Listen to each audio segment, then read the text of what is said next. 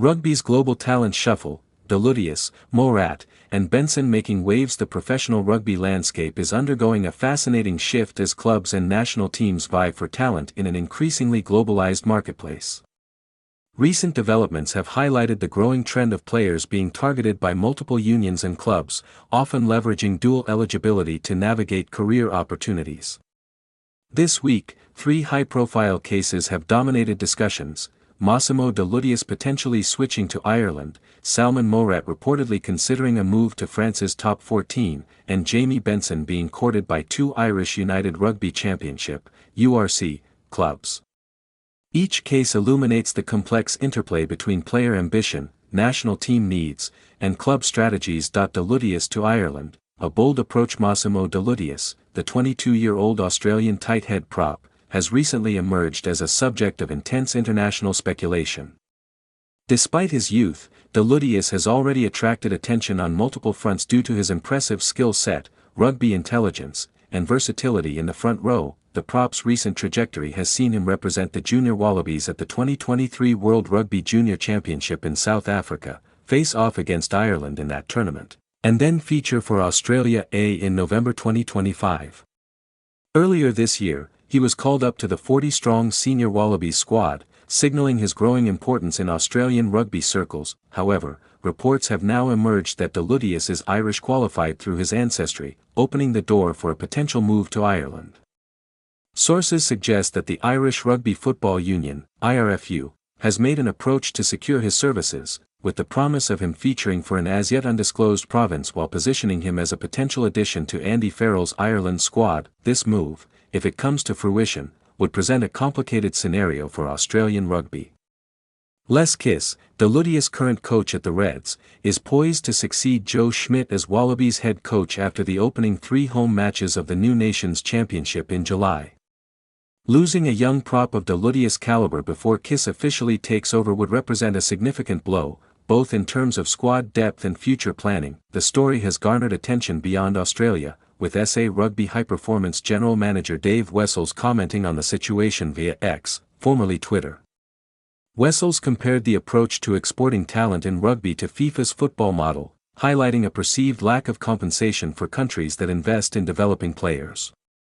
He described the situation as crazy stuff, pointing out that nations investing in player development often do not receive any tangible return if a player chooses to represent another country. De Lutiis is currently sidelined again due to injuries, including a fractured wrist that previously ruled him out of a potential Test debut for the Wallabies.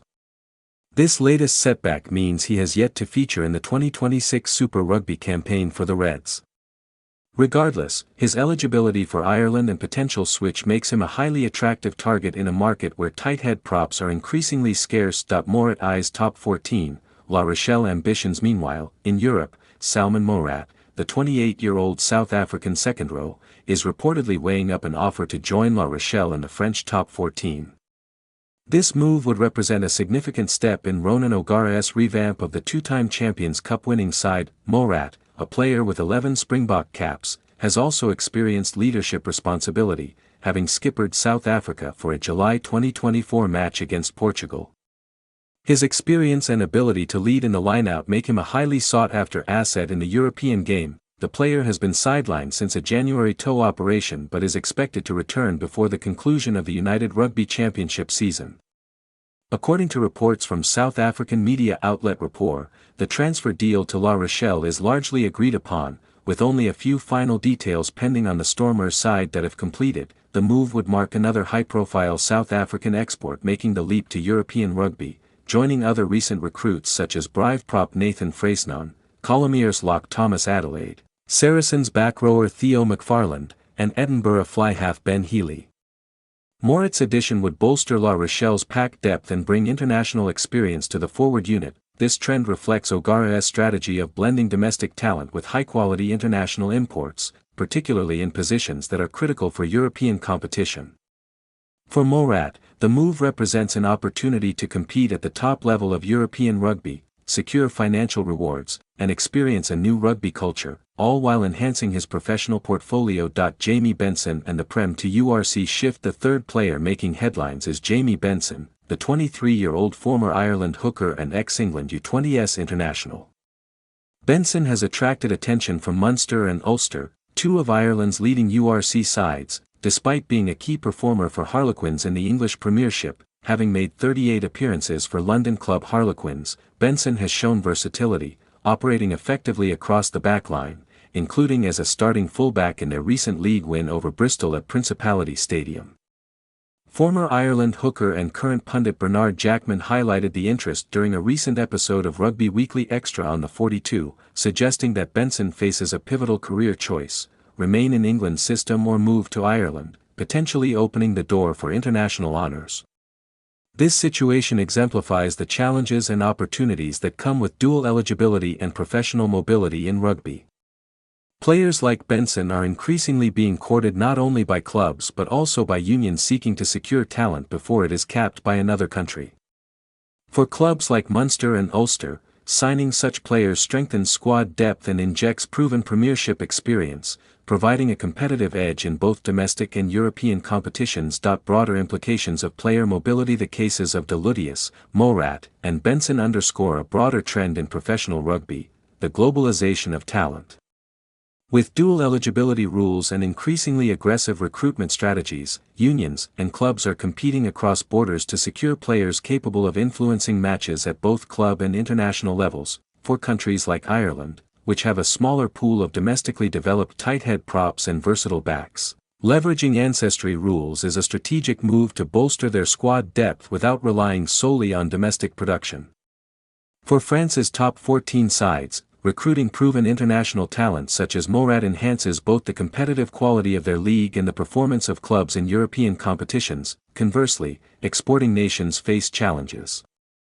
Australia, South Africa, and New Zealand invest heavily in talent development, only to see players opt for opportunities abroad or with other unions. This has prompted calls from administrators like Dave Wessels for structural changes to compensate exporting nations, ensuring that investment in player development is recognized and rewarded. This dynamic introduces ethical and logistical questions. How should rugby balance player freedom with national interest?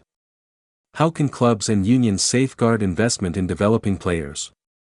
And what role should global governing bodies play in regulating transfers and eligibility, talent shortages and strategic recruitment? Tighthead props, second-row forwards, and versatile backs are increasingly scarce commodities, making players like De Lutiis, Moerat, and Benson highly valuable. Teams are willing to invest significantly, financially, strategically, and tactically, to secure these players. Ireland's approach to De Lutiis highlights a key focus on shoring up a historically challenging position.